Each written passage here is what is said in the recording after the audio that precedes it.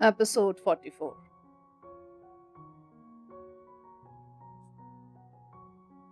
आज हवेली में खुशियों की बारात उतरी हुई थी। नुदरत जहां उर्फ आपा बेगम का चेहरा खिला हुआ था और वो अपनी ज़ईफ़ी को भूलकर उस बड़े से हॉलनुमा कमरे में मौजूद थी जहां हवेली के तमाम मकीन जमा थे। नवाबजादी आलिया के तन पर भी मामूल से ज्यादा कीमती और रुपहला लिबास माए बेश कीमत जेवरात के मौजूद था और बाकी लोग भी खूब चहक रहे थे। ये सारा एहतमाम नुदरत जहां के इकलौते बेटे और नवाब सलीमुल्लाह के इकलौते दामाद अख्तर की आमद की वजह से था कि हवेली के फर्द होते हुए भी वो साल दो साल में कभी यहाँ वालों को अपनी शक्ल दिखाया करते थे और इसीलिए किसी शहजादे की तरह सबके दरमियान विराजमान थे। जूलियट को आज छुट्टी की पेशगी ही इत्तला दे दी गई थी, इसलिए वो अपने कमरे में ही महदूद थी।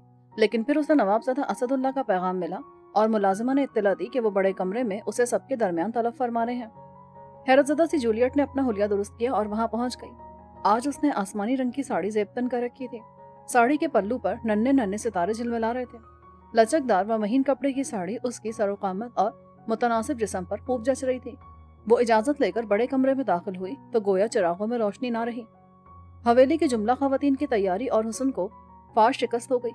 किसी और ने हुस्न की इस जलानी को महसूस किया हो या ना किया हो, आपा बेगम के सपूत अख्तर मिर्जा की नजरें यूं उस पर जमी कि वापस पलटना भूल गईं। आपा बेगम बेटे के पहलू में बैठी इस हरकत को महसूस करके हौले से खनकारी तो उसे अपनी बेख्तियारी को लगाम डालने का ख्याल आया। इधर आपा बेगम बेटे से ज्यादा जूलियट पर बरहम उसे नागवारी से घूरती रहीं। जूलियट ने माँ और बेटे दोनों की नजरों की जुबान पढ़ी, लेकिन शान बेनियाजी से नजरअंदाज कर गई और हसीबुल्ला की बेगम के इशारे पर उसके साथ जा बैठी। उसने देखा कि हवेली के मकीनों के अलावा वहां आसिफ खान भी मौजूद था, मगर कुछ ऐसे रुख से बैठा हुआ था कि उसकी नजरें हवेली की खवातीन को नहीं देख सकती थी। जूलियट के होठों पर एक इस्तेज़ाइया मुस्कुराहट दौड़ गई। खूब चलन था कि अपने घर की औरतों पर तो किसी गैर की निगाह गवारा न थी और खुद हवेली ही का एक सपूत उसे घूर घूर कर देखता जा रहा था। वो अख्तर की नजरों का बार बार बहक कर अपनी तरफ उठना मुसलसल महसूस कर रही थी, लेकिन खुद नवाबजादी आलिया की तरफ मुतवज्जो थी, जो उसे बता रही थी कि नवाबजादा असदुल्ला की ख्वाहिश पर उसे तमाम में शिरकत की दावत दी गई है। आसिफ खान भी यकीनन इसी वजह से वहां मौजूद था, लेकिन उसकी बात और थी। वो असदुल्ला के दोस्त का बेटा था, जबकि वो बस महज एक उस्तानी या गवर्नेंस थी जिसे ये इज्जत मिलना हैरान कुन था। हैरानी के इस आलम में उसने हवेली वालों के साथ खाना तनावल और फिर जल्द इजाजत लेकर अपने कमरे में आ गई। असदुल्ला के रवैये कभी कभार उसे हैरान कर देते थे। ये वही थे जिनकी वजह से वो आपा बेगम की नापसंदीदगी के बावजूद हवेली में मौजूद थी, वरना उसे कब का बरतरफ किया जा चुका होता। असदुल्ला उसकी गैर मामूली तरफदारी करते थे और अब भी उन्होंने उसे गैर मामूली इज्जत दी थी। क्यों? इस सवाल का जवाब ढूंढने में नाकाम होकर वो कब नींद की आगोश में चली गई, उसे खुद भी मालूम ना हो सका। नींद गहरी थी और ना जाने रात का कौन सा पहर था कि उसने अपने वजूद पर एक नागवार बोझ महसूस किया। साथ ही सांसों ने भी बदबू का भपका वसूल किया। वह हड़बड़ाकर नींद से जागी और बेसाख्ते उसके होठों से एक बुलंद आहंग चीख बुलंद हुई। उस चीख के फौरन बाद ही उसके होठों पर एक वजनी हाथ जम गया। एक लम्हे को जूलियट का वजूद सुन हो गया। पहले भी एक बार उसके वजूद पर यह जुल्म तोड़ा गया था। एक दरिंदे की बर्बरियत का शिकार होकर वो अपनी जिंदगी की सारी खुशियां खो चुकी थी, लेकिन फर्क यह था कि पहले जब यह हादसा हुआ तो वो बेहोशी की कैफियत में थी और अपने बचाव के लिए कुछ नहीं कर सकी थी। आज जागते हवास के साथ वो एक बार फिर खुद पर वही जुल्म बीतने देती, ये कैसे मुमकिन था? उसके अंदर एहतजाज की जबरदस्त लहर उठी और उसके नाजुक से वजूद में ऐसी तवानाई पैदा हुई कि उसने अंधेरे कमरे में खुद से चिमटे अफरियत को झटक डालने की कोशिश में पहले दोनों हाथों के नाखून उसके चेहरे की जिल्द में उतार दिए, फिर यके बाद दीगरे कुछ ऐसी जुनूनी कैफियत में हाथ पर चलाए कि मुकाबिल के लिए उसे संभालना मुश्किल हो गया। जूलियट को काबू में करने के लिए उसने अपने हाथों को इस्तेमाल करने की कोशिश की तो उसके होंठ आजाद हो गए। आजाद होने वाले होंठों को सदाए एहतजाज बुलंद करने से कौन रोक सकता था? बुलंद आहंग चीखों का सिलसिला शुरू हुआ तो ऊंचे नामो नसब वालों की हवेली के दरो दीवार लरस उठे। उम्मुल खबास के नशे में चूर वजूद को भी अपनी नाजुक पोजीशन का एहसास हुआ और उसने जाए फरार इख्तियार करने की कोशिश की, लेकिन जूलियट ने पीछे से उसकी कमीज दबोच ली। वो जूलियट को धक्का देकर भाग जाता, लेकिन उससे पहले ही भागते कदम जूलियट के कमरे के दरवाजे पर आ रुके और रोशनियां जल उठी। रोशनी में अख्तर मिर्जा का चेहरा और वहां बीती रुदाद खुद बखुद अया हो गई। जूलियट की पुकार सुनकर वहां आने वालों में असदुल्ला सबसे आगे थे। उन्होंने बेसाख्ते अख्तर का गिरेबान पकड़ लिया और जोर से झटका दिया। आराम से असदुल्ला। असदुल्ला के पीछे मौजूद उनके बड़े भाई सफीउल्ला ने उनके शाने पर हाथ रखकर उन्हें तलकीन की। हमारे लिए सूरत हाल नाकाबिले बर्दाश्त है भाईजान। हम समझ रहे हैं, लेकिन सूरत हाल की नजाकत का तकाजा है कि तहम्मुल से काम लिया जाए। सफीउल्ला का इशारा वहां मौजूद मुलाजमीन की तरफ था, जो सूरत हाल को समझकर पीछे रुक गए थे कि उन्हें भी अंदाजा था मालिकान उनके इस मामले में शमूलियत को बर्दाश्त नहीं कर सकते थे, लेकिन बहरहाल थे तो वो इंसानी जिनकी आंखें और कान खुले हुए थे, और उनका देखा सुना हवेली की हदूद से निकलकर कहीं और पहुंच जाता तो हवेली वालों की सख्त सुबकी होती। हम इत्मीनान से अंदर बैठकर इस मामले को निपटाते हैं चाचा जान। हसीबुल्ला ने भी बाप का साथ देते हुए असदुल्ला को समझाने की कोशिश की और उनके शानों के गिर्द अपने बाजू का हल्का बनाकर उन्हें आहिस्तगी से कमरे के अंदर ले गया। अख्तर का गिरेबान सफीउल्ला छुड़वा चुके थे। अख्तर समेत वो चारों अंदर पहुंचे तो जूलियट कमरे के दरमियान साकित खड़ी थी। उसे अपने बेतरतीब हो जाने वाले लिबास का भी एहसास नहीं था। अपने बच जाने के एहसास के साथ ही उसने चीखना तो बंद कर दिया था, लेकिन अब एक टिक असदुल्ला के चेहरे को तक रही थी। हवेली के अफराद में असदुल्ला से उसका जो ताल्लुक और रिश्ता था वो खुद बखुद उसे उम्मीद दिला रहा था कि वो अख्तर को उसके साथ की जाने वाली गुस्ताखी पर कड़ी सजा देंगे। उनका इब्तिदाई रद्द-ए-अमल भी उसके लिए हौसला अफजा था, लेकिन अब उसे देखना था कि ऊंचे नाम वाले अपनी नामूस को बचाने के लिए क्या करते हैं। वो गोया सांस रोके फैसले की मुंतजिर थी। हमारी कोई गलती नहीं भाईजान, इस लड़की ने खुद ही बहाने से हमें अपने कमरे में बुलवाया था और हमें अपने जाल में फंसाने की कोशिश कर रही थी। हमने इसका साथ देने से इनकार किया तो ये मक्कारी पर उतर आई और कहने लगी कि तुमने अगर मुझे ठुकराया ना तो मैं तुम्हें तुम्हारे खानदान में बदनाम कर दूंगी। अख्तर जब इब्तिदा में हवास बाख्ता हो गया था, जरा सी मोहलत मिल जाने पर उसका दिमाग खूब काम करने लगा और उसने अपने बचाव के लिए दास्तान बना डाली। जो कुछ आप कह रहे हैं, अगर उसमें सच्चाई भी है तो आपको रात के इस पहर एक नामहरम लड़की के कमरे में नहीं होना चाहिए था। क्या आपने यहाँ आने से कबल आलिया को इत्तला दी थी? सफीउल्लाह के लबो लहजे से जाहिर था कि वो बहुत बर्दाश्त से काम ले रहे हैं। आलिया सो चुकी थी, इसलिए हमने उनकी नींद में खलल डालना मुनासिब नहीं समझा। इस सूरत में आपको सुबह का इंतजार करना चाहिए था। इन मोहतरमा से आपको जो भी काम था ये सुबह भी कह सकती थी। सफीउल्लाह ने अख्तर के बहाने को रद्द किया। हम ऐसा ही करते भाईजान, लेकिन इस लड़की ने कहा कि बहुत फौरी नौयत का काम है। हमने सोचा पता नहीं क्या मसला है, इसलिए हम फौरन ही चले आए। अब हमें क्या मालूम था कि ये हमारे खिलाफ ऐसी साजिश करेंगी। बस कर दीजिए अख्तर, आपके इन बहानों को वो तस्लीम कर सकता है जो आपसे वाकिफ ना हो। आप क्या समझते हैं कि हम लंदन में आपके शब रोज से वाकिफ नहीं है? हम सब कुछ जानते पूछते आपकी तरफ से सिर्फ इसलिए चशमपोशी करते रहे कि हमारे लब खोलने से हवेली के मकीन दुखी होंगे। हम तो ये चाहते थे कि एक भरम है जो कायम रहे और हमारी मासूम बहन को आपके हरजाईपन का इल्म ना हो सके। हमारी रिवायात में अगर नवाबजादी आलिया का दामन आपसे छुड़ा लेने की गुंजाइश होती तो हम कभी खामोश ना रहते। अख्तर के बहानों को सुनते असदुल्ला का जब्त जवाब दे गया और वो फट पड़े। आप एक गैर लड़की के लिए हमारे बेटे के साथ ज्यादती कर रहे हैं असदुल्ला। उसी लम्हे नुदरत जहां नवाबजादी आलिया के सहारे कमरे में दाखिल हुई और खफगी का इजहार किया। हम सिर्फ सच बयान कर रहे हैं। असद ने भी जवाबी खफगी का मुजाहरा किया। सच तो यह है कि ये लड़की खुद बदकिरदार है। रात आपने इसका अंदाज नहीं देखा था? इतने मर्दों की मौजूदगी में कैसे 16 सिंगार किए खुले सर वहां पहुंची थी। ऐसी औरतें मर्दों को लुभाकर बाद में इल्जाम उन्हीं के सर रख देती हैं। नुदरत जहां ने बेटे की हिमायत में जूलियट के बकिए उधेड़ डाले। जोशे गजब में उनका नहीफ सा वजूद कांपने लगा और लब बस्ता आलिया को उन्हें संभालने में मुश्किल पेश आ रही थी। हसीबुल्ला ने यह सूरत हाल देखी तो उन्हें सहारा देकर मसहरी पर बिठाया। फिर भी उनकी हालत संभलने में नहीं आ रही थी। असल में गुस्से से भी ज्यादा वो अपने बेटे की फिक्र में अधमुई हुई जा रही थी। अख्तर के हक में लाख सफाइयां देने के बावजूद वो समझती थी कि अख्तर की जूलियट के कमरे में मौजूदगी उनकी दसियों दलीलों पर भारी है। रात के आखिरी पहर जागने वाले इस हंगामे की इत्तला उन्हें सरवरी ने दी थी। हवेली की दूसरी खवातीन तक भी खबर तो पहुंची गई होगी, लेकिन किसी और में ये हिम्मत ना थी कि वो इस तरफ आने का कसद कर पाए। ये सिर्फ आपा बेगम थी जो नवाबजादी आलिया के साथ यहाँ आन पहुंची थी। आलिया को भी वो फकत अपने सहारे के लिए साथ लाई थी। ऐसे मौके पर किसी मुलाजमा को यहाँ तक लाना मुनासिब नहीं था। दिल में वो इस बात पर भी शुक्र कर रही थी कि बड़े नवाब सलीमुल्लाह साहब रात अपने चंद दोस्तों के साथ शिकार के लिए रवाना हो गए थे, वरना ना जाने क्या होता। वो ऐसे मामलात में बहुत सख्त थे और अपने खानदान के अफराद के किरदार की पुख्तगी पर कोई समझौता नहीं कर सकते थे। वो अपने भाई की फितरत से वाकिफ थी कि उनकी मौजूदगी में उन्हें जूलियट को बुरा भला कहने का मौका कम ही मिलता और वो पहले अख्तर का एहतसाब करते। आप अपने जहन पर बोझ मत डालिए फूफी जान, हम है ना, हम इस मामले को निपटा लेंगे। उनकी बिगड़ती हालत को महसूस करके सफीउल्लाह उन्हें दिलासे देने लगे। असदुल्लाह को भी उन्होंने इशारे से मजीद कुछ कहने से रोक दिया। असदुल्लाह को इस मौके पर खामोश रहने के लिए खुद पर बहुत जबर करना पड़ा, लेकिन जिस तरह नुदरत जहां की हालत बिगड़ रही थी, मसलहत का तकाजा यही था कि वो खामोश हो जाए, वरना उनकी तबीयत खराबी का सारा इल्जाम असदुल्लाह की गुस्ताखी पर आ जाता। हम सोच भी नहीं सकते थे कि अपने भाई की छत के नीचे कभी ऐसी सूरत हाल से दो चार होंगे कि हम और हमारा बेटा एक मुजरिम की तरह सबके सामने शर्मसार नजर आए और हमारे अपने मुश्किल में हमारा साथ देने के बजाय गैरों के हमनामा बने बैठे हों। आलिया और हसीबुल्लाह उनके हाथ पैर सहलाकर उनकी तबीयत बहाल करने की कोशिश कर रहे थे और वो आंसू बहाते हुए मुसलसल बोलती जा रही थी। ہم نے آپ سے کہا ہے نا کہ آپ فکر نہ کریں، ہم آپ اور اختر پر کسی غیر کو ترجیح دیں، ایسا ہو ہی نہیں سکتا۔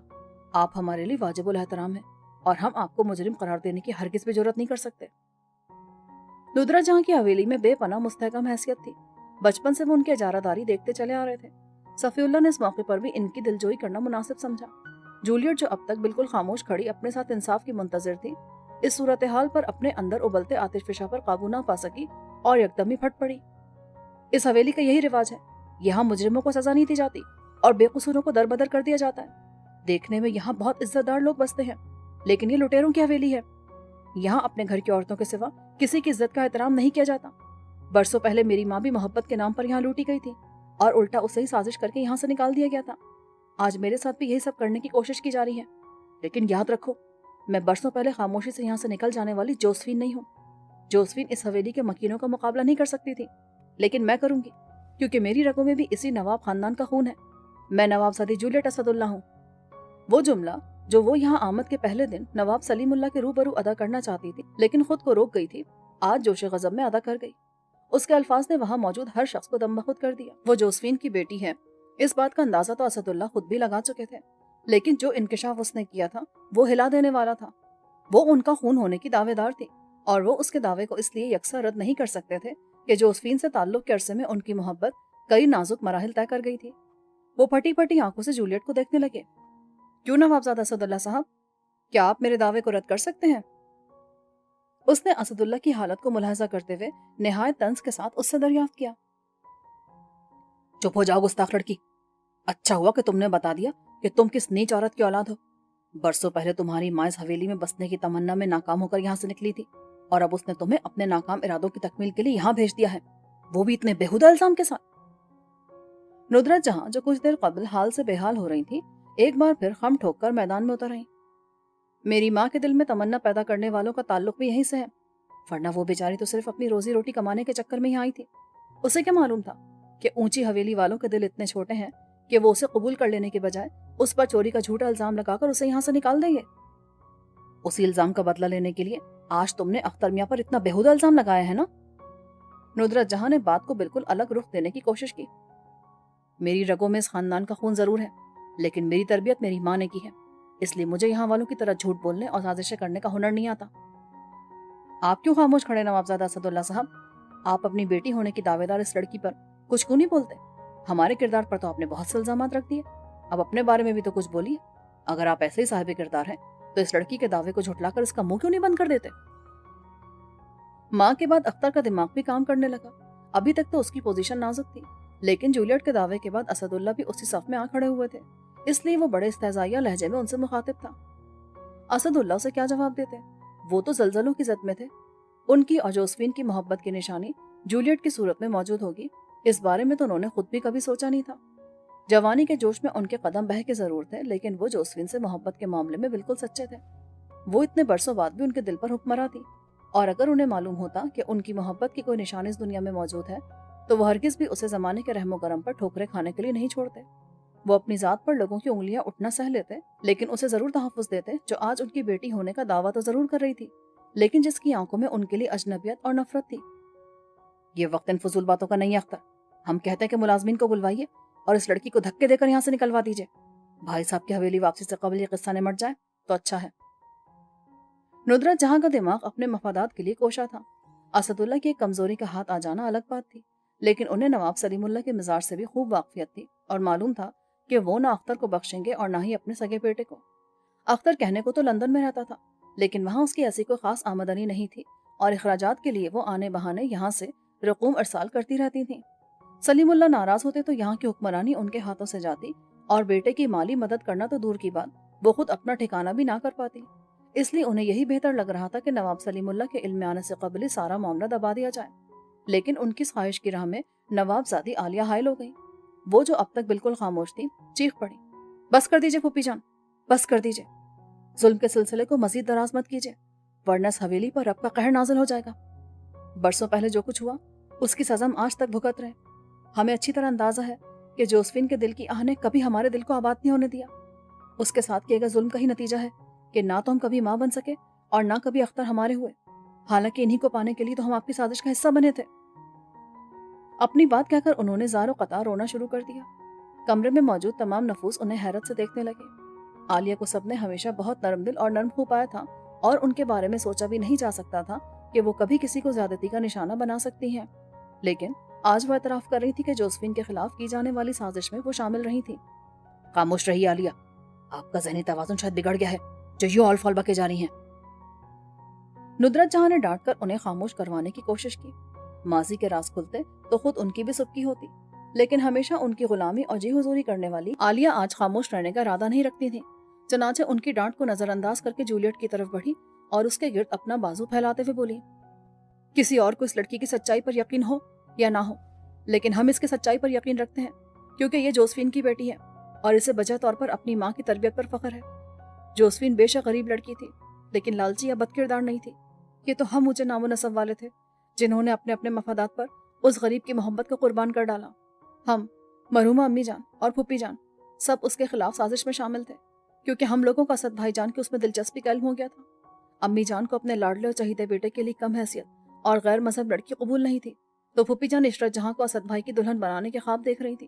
زندگی میں پہلی بار ہم نے ان دونوں خواتین کو دلی طور پر کسی بات پر متفق ہوتے دیکھا، اور پھوپھی جان کی اس دھمکی میں آ گئے کہ اگر اسد بھائی جان عشرت جہاں کو چھوڑ کر جوزفین کے ہو گئے تو وہ اختر کو کبھی بھی ہمارا مقدر نہیں بننے دیں گی۔ ہم بچپن سے اپنے نام کے ساتھ اختر کا نام سنتے آئے تھے، اس لیے ان کو کھونے کی ہمت نہ کر سکے اور جوزفین کے خلاف ہونے والی سازش کا حصہ بننے کے لیے تیار ہو گئے۔ ہم نے اپنے ہاتھ سے اپنے زیورات سروری کو جوزفین کے الماری میں رکھنے کو دیے اور بعد میں وہ زیورات جوزفین پر چوری کا الزام لگا کر برآمد کروا لیے گئے۔ اس سازش کے لیے اسد بھائی کی حویلی میں غیر حاضری کو یقینی بنایا گیا تھا اور اس موقع کا فائدہ اٹھا کر جوزفین کو نہایت آسانی سے حویلی سے نکلوا دیا گیا۔ وہ یہاں سے نکل کر اپنی کسی واقف کار خاتون کی وساطت سے نواب ثروت بیگ کی حویلی میں پناہ گزیر ہوئی تو وہاں بھی انہیں ٹکنے نہیں دیا گیا۔ ساتھ اس بات کا بھی انتظام کر لیا گیا کہ اسد بھائی جان جوزفین کی تلاش میں ان کے پیچھے نہ جانے پائیں۔ انہیں لندن میں اختر کے ساتھ حادثے کی غلط اطلاع دے کر وہاں روانہ کر دیا گیا اور بعد میں ابا جان کے ذریعے انہیں مجبور کیا گیا کہ وہ لندن میں اپنے قیام کو بڑھا کر وہاں مزید اعلیٰ تعلیم حاصل کریں۔ حالات سے ناواقف اسد بھائی جان کو غلط اطلاع پہنچانے کا ناگوار فریضہ بھی ہمیں انجام دینا پڑا، کیونکہ سب جانتے تھے کہ اسد بھائی جان ہمیں بہت عزیز رکھتے ہیں اور انہیں ہم پر بہت اعتماد ہے، لیکن افسوس کہ ہم نے اپنے پیارے بھائی کے اعتماد کا قتل کر ڈالا اور اس کی سزا بھی خوب پائی۔ اختر ہمارے بن کر بھی ہمارے نہ ہوئے۔ پھوپھی جان اسد بھائی کے طویل عرصہ لندن میں رہنے کی وجہ سے عشرت جہاں کو ان کی دلہن بنانے میں کامیاب نہ ہو سکی اور امی جان اپنی مرضی کی بہو بیاہ لانے کے باوجود اسے اس حویلی میں ہنستا بستا نہیں دیکھ سکی اور وہ بیچاری مختصر مدت میں ہی اللہ کو پیاری ہو گئی۔ عقل کی آنکھ سے دیکھا جائے تو یہ اللہ کا انصاف تھا کہ جوزفین کے خلاف سازش کرنے والوں میں سے کوئی بھی اپنے مقاصد میں کامیاب نہ ہو سکا، لیکن ہم وہ لوگ ہی نہیں ہیں جو قدرت کے انصاف کو سمجھ سکیں، جبھی تو اس حویلی میں ناانصافیوں اور سازشوں کا سلسلہ آج بھی جاری ہے۔ لیکن اب ہم مزید ان سازشوں کا حصہ نہیں بن سکتے۔ ہم نے حق کا ساتھ دینے کا فیصلہ کر لیا ہے، اسی لیے آج اپنے ہر گناہ کا اعتراف کر رہے ہیں۔ نوابزادی عالیہ بولنے پر آئیں تو ایک سانس میں ماضی کی ہر بات سنا ڈالی اور پھر سسک کر رونے لگی۔ خون کی کشش تھی یا انسانی ہمدردی؟ جولیٹ نے ان کے لیے اپنے دل میں نرمی محسوس کی اور خود بھی ان کے گرد اپنی باہیں پھیلاتی۔ باقی افراد تو کسی رد عمل کے قابل ہی نہیں تھے، کسی کو حیرت نے تو کسی کو شرمندگی نے گم کر رکھا تھا۔ اسد اللہ کی حالت سب سے دگرگوں تھی۔ ایک طرف ان کے زخم ادھڑ گئے تھے تو دوسری طرف ان کے سامنے ان کی جوان بیٹی کھڑی ان کا احتساب کر رہی تھی۔ جوانی کے جوش میں بہک جانے والے جذبات کا آج حساب دینا بہت مشکل عمل تھا، لیکن انہیں اس مشکل سے بہرحال گزرنا تھا۔ چنانچہ سب سے پہلے انہوں نے ہی اپنے لب کھولے اور برسوں کے تھکے ماندے کسی مسافر کی طرح گویا ہوئے۔ ہمیں عالیہ پر سچ مچ بہت اعتبار تھا، اسی لیے ان کی زبانی جوزفین پر لگنے والا الزام سن کر ہم نے یہ تو یقین کر لیا تھا کہ عالیہ نے ہمیں وہی کچھ بتایا ہوگا جو ان کی دانش میں سچ تھا، لیکن ہمیں اتنا اعتبار ضرور تھا کہ جوزفین جیسی لڑکی چوری جیسے عمل میں ملوث نہیں ہو سکتی، اور جو کچھ پیش آیا اس میں کسی غلط فہمی یا پھر سازش کا دخل ہے۔ حویلی والوں سے اصل حقیقت جاننے اور کھوجنے کی کوشش بیکار ہوتی، اس لیے ہم نے جوزفین کی تلاش میں نکلنے کا فیصلہ کیا۔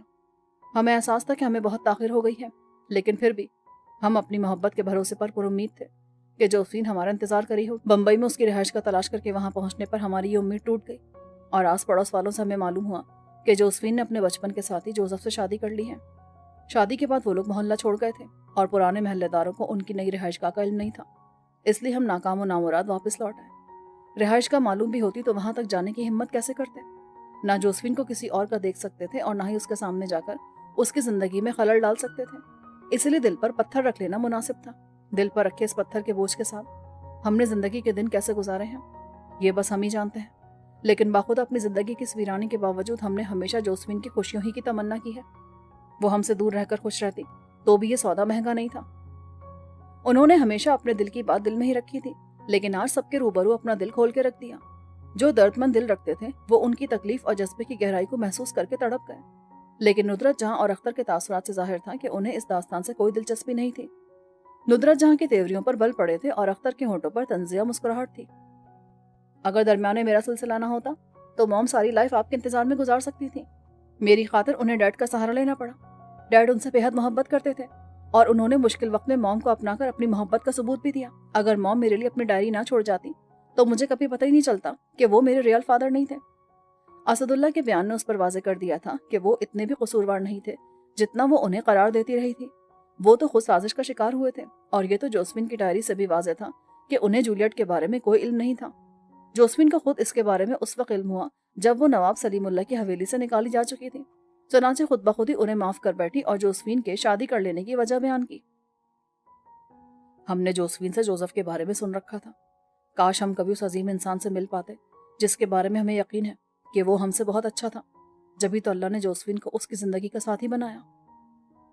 جولیٹ کی زبانی جوزف کی تعریف سن کر اسد اللہ نے بھی اس کے لیے اپنے جذبات کا اظہار کیا۔ شدت جذبات کے باعث ان کی آنکھوں میں نمی امنڈ آئی تھی جسے انہوں نے آنسوں کی شکل اختیار کرنے سے بمشکل روکا تھا۔ باقی سب باتیں بعد میں کرتے رہیے گا بھائی جان، پہلے اتنے برسوں بعد ملنے والی جوسفین کی نشانی کو گلے سے تو لگا لیجیے۔ اس بچی کے دل میں آپ کی لگن تھی جبھی تو یہاں اتنی دور تک آئی ہے۔ جوسفین لوٹ کر نہیں آ سکتی، لیکن اب اسے جانے مت دیجیے گا۔ عالیہ نے درمیان میں دخل دے کر گفتگو کا سلسلہ منقطع کیا اور جولیٹ کو بازوؤں میں لیے اسد اللہ کے قریب لے آئی۔ اسد اللہ نے فوراً ہی اپنی باہیں اس کے لیے وا کر دی۔ جولیٹ باپ کے سینے سے لگی تو آنسوؤں کا سیلاب امنڈ آیا۔ اس بار اسد اللہ بھی اپنے آنسوؤں پر قابو نہ رکھ سکے اور جولیٹ کے سر پر ہاتھ رکھ کر خود بھی رو پڑے۔ واہ بھائی واہ، کیا صاحب کردار اور باعزت لوگ ہیں جو اپنی ناجائز اولاد کو بھی یوں کھل کر گلے لگانے کی ہمت رکھتے ہیں۔ ایسے کھلاڑیوں کے مقابلے میں ہم تو بالکل ہی اناڑی ہیں۔ ایسے نازک موقع پر اختر طنز کے تیر چلانے سے باز نہیں آیا۔ آپ اپنی بکواس بند کیجیے ورنہ ہم عالیہ کا لحاظ بھی بھول جائیں گے۔ اسد اللہ بری طرح طیش میں آ گئے۔ تحمل سے اسد اللہ۔ بڑے بھائی صفی اللہ نے انہیں ٹوکا اور پھر عالیہ سے مخاطب ہو کر بولے، عالیہ آپ اختر کو خوابگاہ میں لے جائیں، ابھی یہ مکمل طور پر ہوش و حواس میں نہیں ہے، اس لیے ان سے کوئی بات کرنا بیکار ہے۔ جو آپ کا حکم بھائی جان۔ چلیے اختر تشریف لے چلیے یہاں سے۔ عالیہ نے بڑے بھائی کے حکم پر فرمانبرداری کا مظاہرہ کیا اور اختر کی طرف رخ کر کے بولی۔ الفاظ مہذب ہونے کے باوجود ان کے لہجے میں محسوس کیا جانے والا روکھا پن تھا۔ ہمارے جانے سے بات تو ختم نہیں ہو جائے گی، آپ کے بھائی صاحب کو ماموں جان کی خدمت میں بھی جواب دہی کرنی ہوگی۔ اختر نے قہقہا لگا کر کہا، لیکن بہرحال عالیہ کی ہمراہی میں چل پڑا۔ اس کے حساب سے تو اس کی آسانی سے ہی خلو خلاصی ہو رہی تھی۔ جولیٹ کے انکشافات نے اس کی مکروہ حرکت کو فی الحال پسے پش ڈال دیا تھا۔ اختر کی بات 16 آنے درست اسد اللہ، آپ کیسے بھائی جان کے روبرو اس شرمناک حقیقت کا اعتراف کریں گے؟ آپ کے اعتراف سے حویلی کی بنیادیں ہل جائیں گی۔ اب ندرت جہاں نے بیٹے کی جگہ سنبھال لی۔ ہم اپنی لغزش کی سزا 100 کوڑوں کی صورت میں کھانے کو تیار ہیں، لیکن اب اپنی بیٹی کو خود سے جدا نہیں کریں گے، چاہے ابا جان ہمیں اس حویلی سے ہی کیوں نہ نکال دیں۔ اسد اللہ نے اپنے عزائم کا اظہار کیا۔ کاہے کی بیٹی میاں؟ اس لڑکی نے آ کر دعویٰ کیا اور آپ بغیر کسی ثبوت اور گواہ کے سے سچا مان بیٹھے؟ پہلے اس کے دعوے کو پرکھ تو لیجیے۔ پرکھنے کی ضرورت ہی نہیں ہے، ہم نے پہلی روز اس کے نقوش میں جوسفین کے نقوش کو کھوج لیا تھا، بس منتظر تھے کہ یہ خود اپنی زبان سے اعتراف کر لے۔ اسے جوسفین کی بیٹی سمجھ کر ہی تو ہم اس کی اتنی حمایت کرتے تھے، ہمیں کیا معلوم تھا کہ یہ ہماری بھی بیٹی ہے۔ حالانکہ اس نے ہمارے بھی تو کتنے رنگ چرائے ہیں، لیکن ہم اس میں جوسفین کے رنگ دیکھنے میں اتنے محو تھے کہ ہمارا اس طرف دھیان ہی نہ جا سکا۔ اب اس عمر میں آپ کو لیلا مجنو کی کہانی دہراتے حیا نہ کو آئی ہے اسد اللہ؟ کچھ تو خیال کیجیے، اس حویلی میں نوجوان نسل بھی موجود ہے، وہ آپ سے کیا سبق سیکھیں گے؟ نصرت جہاں کا بس نہیں چل رہا تھا کہ جولیٹ کو کسی طرح منظر سے بلکہ حویلی سے ہی غائب کر دیں۔ نوجوان نسل ہم سے زیادہ باشعور ہے پھپھی جان، وہ حقائق کو زیادہ بہتر طور پر سمجھ کر ہماری لغزشوں کو معاف کر دے گی۔ آپ جو بھی کہیں میاں، یہ بات اتنی سیدھی نکو ہے، ہم آپ کو جتنا سمجھا سکتے تھے سمجھا دیا، اب تو بھائی جان اس مقدمے کا فیصلہ کریں گے۔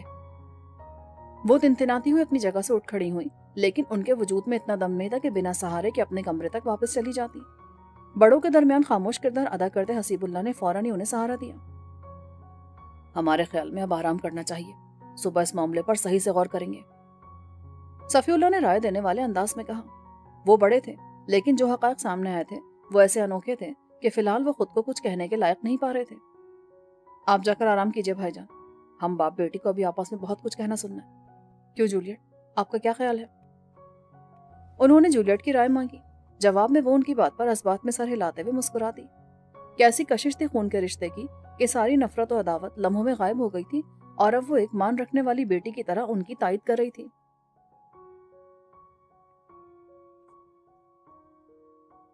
آداب، آئیے تشریف لائیے۔ زمرد بائی کے کوٹھے پر اس کا استقبال کرنے والی کاجل تھی۔ اسی نے اڈے پر ملازم بھیج کر اطلاع دی تھی کہ چاند بانو چنڈی گڑھ سے واپس آ چکی ہے، اگر ہو سکے تو فاروق ملاقات کے لیے آ جائے۔ فاروق جولیٹ کی وجہ سے الجھا ہوا تھا، پھر بھی اس پیغام کو نظر انداز نہیں کر سکا اور اگلے ہی دن زمرد بائی کے کوٹھے پر جا پہنچا جہاں کاجل اس کی منتظر تھی۔ فاروق یہاں پہلے بھی آ چکا تھا اور چاند بانو کے کمرے سے واقف تھا، لیکن کاجل اسے چاند بانو کے کمرے میں لے جانے کے بجائے ایک دوسرے کمرے میں لے آئی اور نہایت ادب سے بیٹھنے کی پیشکش کی۔ فاروق الجھا ہوا سا بیٹھ گیا۔ چاند بانو کا کیا حال ہے؟ وہ کب بمبئی واپس پہنچی؟ 4 دن ہو گئے اسے واپس آئے، اور حال کیا بتاؤں، کسی سے اپنے دل کی بات کہتی سنتی ہی نہیں ہے وہ۔ ظاہری زخم تو تقریباً بھر چلے ہیں، لیکن دل کا حال وہ کہے تو کوئی جان سکے، اسی لیے میں نے آپ کو یہاں آنے کی زحمت دی ہے۔ آپ کو بہت اہمیت دیتی ہے وہ، شاید آپ سے کچھ دل کی کہہ سن لے۔ کاجل نے دکھی لہجے میں کہا۔ بہت اچھا کیا آپ نے کہ مجھے بلوا بھیجا، لیکن مجھے حیرت اس بات پر ہے کہ خود چاند بانو نے اپنی واپسی کی اطلاع مجھے کیوں نہیں بھجوائی؟ میں نے اس سے کہا بھی تھا، لیکن کہنے لگی رہنے دو، خواہ مخواہ کسی کو کیا زحمت دینی۔ ایسا کیوں سوچ رہی ہے وہ میرے لیے زحمت کیسے ہو سکتی ہے؟ شاید دنیا والوں کے رویوں نے اس کے اندر بے یقینی پیدا کر دی ہے۔ کل تک سب اس کے حسن کے پجاری تھے اور اس کے ایک اشارے پر جان دینے کو تیار رہتے تھے، لیکن اب وہ کوئی بھولی بسری داستان ہو گئی ہے۔ فلم والوں نے سب سے پہلے نظریں بدلی ہیں۔ انل کمار اس کی خیریت تک معلوم کرنے نہیں آیا، حالانکہ پہلے پروانوں کی طرح اس کے گرد گھومتا تھا۔ الٹا اس نے پیغام بھیجا کہ چاند بانو کی وجہ سے اسے بہت نقصان اٹھانا پڑا ہے۔ فلم کے جن مناظر کی عکس بندی ہو گئی تھی ان پر بہت خرچہ آیا تھا، اور اب نئی ہیروئن تلاش کر کے نئے سرے سے فلم بندی کروانے میں اس کا مزید خرچہ ہو جائے گا۔ اس لیے چاند بانو اس کے عیادت کے لیے نہ آنے پر برا نہ مانے۔ یہاں پر ملنے جلنے والی بھی بیچاری کو بہت تنگ کرتی ہیں اور ہمدردی کی آڑ میں طنز کے تیر چلاتی ہیں کہ بیچاری اتنی اونچی ہواؤں میں اڑ رہی تھی اور اب یہ حال ہے کہ کوٹھے پر بیٹھنے کے لائق بھی نہیں رہی۔ اب اسے 2 ٹکے کے چرسی موالیوں کے علاوہ کوئی منہ نہیں لگائے گا۔ ان حالات میں آپ سمجھ ہی سکتے ہیں کہ وہ کس کرب میں مبتلا ہوگی۔ میں اسی لیے براہ راست آپ کو اس کے کمرے میں نہیں لے گئی کہ پہلے آپ کو اس کی کیفیت سے آگاہ کر دوں۔ یہ تو آپ نے بہت اچھا کیا۔ اب بھی آپ انہیں یہ مت بتائیے گا کہ آپ نے پیغام بھیج کر مجھے بلوایا ہے، میں خود ہی کو مناسب سا بہانہ کر لوں گا۔ جی بہتر، چلیے آئیے، میں آپ کو اس کے کمرے تک لے چلتی ہوں۔ وہ دونوں آگے پیچھے چلتے ہوئے چاند بانو کے کمرے کے دروازے تک پہنچے اور کاجل نے دستک دی۔ کون ہے؟ دروازہ کھلا ہے، اندر آ جائیے۔ لمحے بھر کے توقف کے بعد چاند بانو کی آواز ابھری۔ اس کی آواز میں وہی خوبصورتی اور لوچ برقرار تھا، لیکن ساتھ ہی ہزنیاں سی کیفیت بھی جھلکتی تھی۔ کاجل نے دروازہ کھولا تو فاروق کو وہ سامنے بیٹھی نظر آ گئی۔ سیاہ لباس سے ملبوس وہ ہاتھ میں ستار تھامے بیٹھی تھی اور اس کا صرف آدھا چہرہ نظر آ رہا تھا۔ یہ چہرے کا صحیح حصہ تھا، چنانچہ وہ آنکھیں موند کر بیٹھی ہوئی اب بھی مجسم حسنی نظر آتی تھی۔ اس نے دروازہ کھلنے پر بھی آنکھ کھول کر یہ دیکھنے کی زحمت نہ کی کہ کون آیا ہے۔ چاند بانو، ذرا دیکھو تو صحیح کون آیا ہے۔ چاند بانو نے آنکھیں کھولی اور رخ موڑ کر دروازے کی طرف دیکھا۔ اس عمل میں اس کے چہرے کا بدنما حصہ سامنے آ گیا۔ اس کے داغدار حسن کو دیکھ کر فاروق نے اپنے دل میں کسک سی محسوس کی، لیکن ہونٹوں پر مسکراہٹ سجا کر اس کی جانب بڑھا۔ آپ آداب۔ چاند بانو حیران ہوئی اور ستار چھوڑ کر فوراً کھڑی ہو گئی۔ جیتی رہیے اور آرام سے بیٹھیے۔ فاروق نے اپنے ہونٹوں پر مسکراہٹ برقرار رکھی۔ جیتے بھی رہے تو کیا کریں گے، ہمارا وجود کون سا کسی کے لیے کارآمد ہے۔ ایسی باتیں مت کرو چاند بانو، تمہاری ایسی باتیں میرے اندر احساس جرم کو بڑھا دیتی ہیں۔ بالکل ٹھیک کہہ رہے ہیں فاروق صاحب، یہ مہمان ہیں ہمارے، انہیں عزت سے بٹھا کر اچھی اچھی باتیں کرو۔ کاجل نے بھی حمایت کی۔ اچھا بابا، غلطی ہو گئی، معاف کر دیجیے۔ چاند بانو نے فوراً اپنے کان پکڑے اور فاروق کو بیٹھنے کی دعوت دی۔ آپ لوگ باتیں کیجیے، میں فاروق صاحب کی خاطر کے لیے کچھ بھجواتی ہوں۔ کاجل وہاں سے چلی گئی۔ آپ کو کاجل نے ہماری آمد کے بارے میں اطلاع دی ہوگی۔ وہ اطلاع بھجوا دیتی تو میں اس کا شکر گزار ہوتا، لیکن فی الحال تو میں نے اپنے ذرائع استعمال کی ہیں۔ چنڈی گڑھ رابطہ کرنے پر پتہ چلا کہ تم وہاں سے روانہ ہو چکی ہو، اس لیے میں تم سے ملاقات کرنے یہاں پہنچا۔ ویسے تو اصولاً تمہیں خود ہی مجھے اپنی واپسی کی اطلاع بھجوانی چاہیے تھی، بس ہم نے آپ کو زحمت دینا مناسب نہیں سمجھا۔ ویسے آپ یہ فرمائیے کہ ابھی آپ کس احساس جرم کی بات کر رہے تھے؟ हमारे साथ होने वाले हादसे में आपका तो कोई कसूर नहीं था। कसूर हो ना हो, उस हादसे का सबब मेरी ही जात थी। मुझे नहीं याद कि मैंने तुम्हें सिलसिले में कुछ बताया था या नहीं। असल में मुझे शुरू से ही शक था कि इस हादसे के पीछे बिमला भाटिया का हाथ है। मेरी वजह से वो तुमसे हसद करने लगी थी और तुम्हें मुझ तक पहुंचने की राह में रुकावट समझती थी। चुनाचे उसने अपने रुपए की ताकत को इस्तेमाल किया और किराए के एक आदमी के जरिए तुम्हें मरवाने की कोशिश की। फारूक उसे शिमला से लेकर बंबई तक के तमाम वाकयात की तफसील सुनाता चला गया। गणेश की मौत और बिमला से होटल में होने वाली मुलाकात का अहवाल तक कह डाला। चांदबानो सीने पर हाथ रखे सब सुनती रही। या अल्लाह, एक हमारी साथ के पीछे इतना हंगामा। बिमला ने जो किया सो किया, पर आपको क्या जरूरत पड़ी थी किसी गुंडे मवाली के मुंह लगने की और बिमला भाटिया से हिसाब किताब लेने की? इस चक्कर में खुदा न खास्ता आपको कोई नुकसान पहुंच जाता तो हम क्या करते? हम इतने अहम तो नहीं है कि आप हमारे लिए इतना कष्ट उठाते। चांदबानो की पलकें भीगने लगी। तुम अहम नहीं हो, ये किसने कहा? और फिर असल बात तो मेरे एहसास की थी। मेरी वजह से तुम्हारा इतना बड़ा नुकसान हुआ और मैं मुजरिमों से जवाबदेही भी ना करता। ये कैसे मुमकिन था? हमारा असल नुकसान तो उस सूरत में होता कि अल्लाह ना करे आप पर कोई आंच आ जाती। आप सही सलामत है, हमारे दिल के सुकून के लिए यही काफी है। अपने नुकसान का दुख नहीं है तो फिर तुम्हारे अंदाज में मायूसी और दिलगिरफ्तगी क्यों उतर आई है?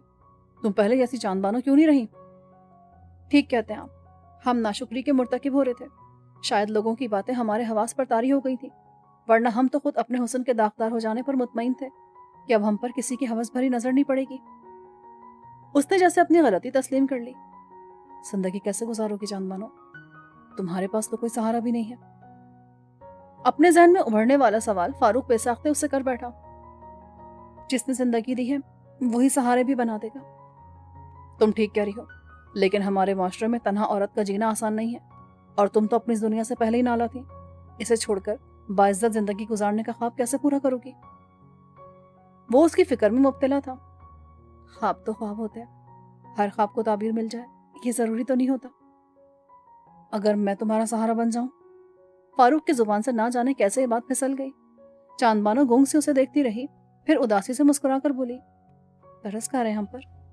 नहीं, दोस्ती निभाने की कोशिश कर रहा हूं।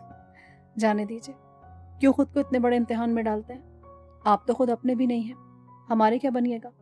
हम जहाँ हैं वहीं ठीक है और आपके लिए दुआ करते रहेंगे कि आपको आपके दिल की खुशी मिल जाए। तुम्हारी दुआओं का शुक्रिया, लेकिन मैं इतना खुश नसीब नहीं हूँ। इसीलिए तो सोच रहा था कि जिंदगी किसी के काम आ जाए और कुछ नहीं तो मेरे दिल से एहसास शर्मिंदगी ही मिट जाएगा। हमें यकीन है कि हमारी दुआएं जरूर कबूल होंगी और आप अपने दिल की खुशी को अपनी जिंदगी में शामिल करने में कामयाब हो जाएंगे। ऐसे में हमारा वजूद तो बेकार ही हुआ ना। मैं संजीदगी से तुम्हें अपनाने की पेशकश कर रहा हूँ चांदबानो, लेकिन हम इसे कबूल नहीं कर सकते। बात अगर आपके कदमों में रहकर सारी जिंदगी आपकी खिदमत करने की होती तो हम मंजूर कर लेते, लेकिन हम जानते हैं कि आप खामख़ा खुद को मुजरिम गर्दान कर कफ़ारा अदा करने की कोशिश करें हैं। आप अपने दिलो दिमाग पर बोझ मत डालिए। अभी अभी हमें मसले का हल सूझा है।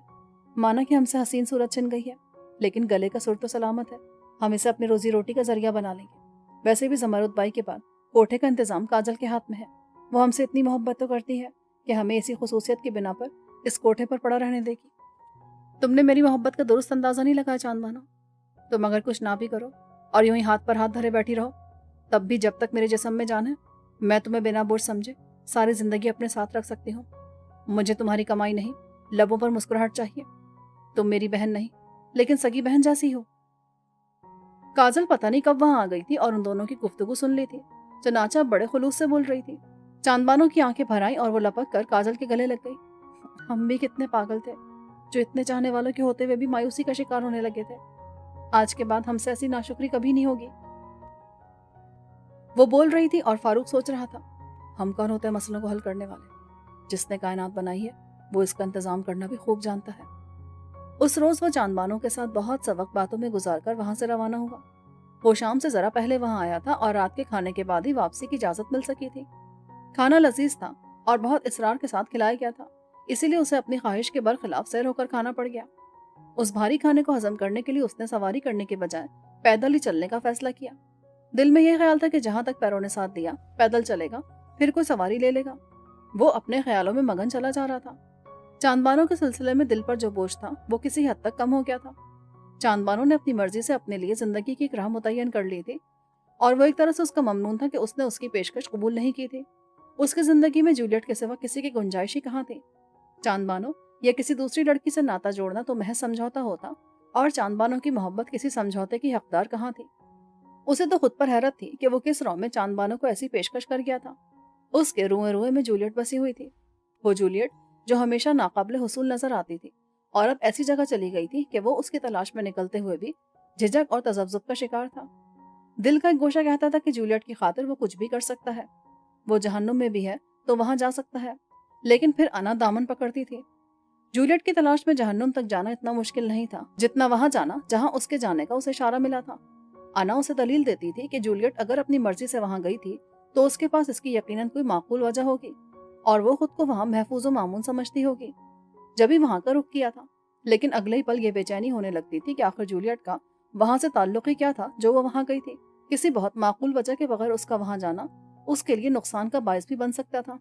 अपनी इन्हीं सोचों में उलझा वो इर्द गिर्द से इतना बेखबर था कि अपने घेरे जाने का भी उसे एहसास न हुआ। वो 4 अफराद थे जो आन की आन में उस पर आन पड़े थे और उसे संभलने का मौका तक नहीं दिया था। वो कौन थे और उनकी तादाद कितनी थी वो तो ये भी ना देख पाया था, क्योंकि उन्होंने कोई बहुत भारी चादर या फिर कंबल वगैरह डालकर सर और मुंह समेत उसका आधे से ज्यादा वजूद उसमें लपेट दिया था, और फिर खुद भी उसके साथ किसी अफरियत की तरह ऐसे लिपट गए थे कि उसके लिए अपने हाथ पैरों को हरकत देना मुमकिन नहीं रहा था। फिर उसे चादर के ऊपर से ही किसी लकड़ी के गट्ठे की तरह रस्सी लपेटकर बांध दिया गया और बेदर्दी से किसी सवारी में डाल दिया गया। सवारी मशीनी थी, उसके आवाज ने इतना तो बता दिया, लेकिन कौन सी, इसका वो सही अंदाजा नहीं लगा सका। उसे ये भी अंदाजा नहीं था कि उसे इस तरह अगवा करने वालों का ताल्लुक किससे हो सकता है। बस अपने 2 मुखालिफिन के नाम जहन में गूंज रहे थे, मज्जू दादा और बिमला भाटिया।